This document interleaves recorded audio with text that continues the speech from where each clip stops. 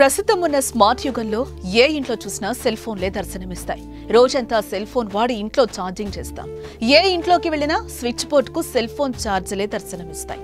అలా switch board కు cell phone ఛార్జర్లు వదిలేసే అలవాటు చాలా మందికి ఉంటుంది కదా.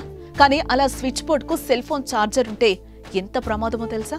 తాజాగా స్విచ్ బోర్డ్ కు వేలాడే ఛార్జర్ కేబుల్ ను నోట్లో పెట్టుకుని అవం శుభం తెలియని ఓ పసిపాప కన్నుమూసిన ఘటన నిర్మల్ జిల్లాలో జరిగింది.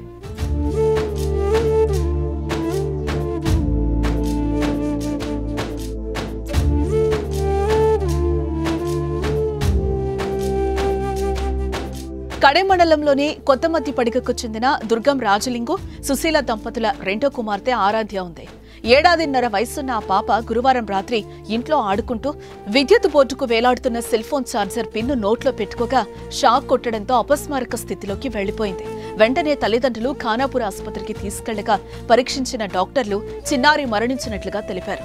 పాపను బతికించడానికి కోసం తల్లిదండ్రులు ప్రయత్నించినా కానీ ఫలితం లేకుండా పోయింది. దీంతో తల్లిదండ్రులు కన్నీరు మున్నీరుగా విలపించారు.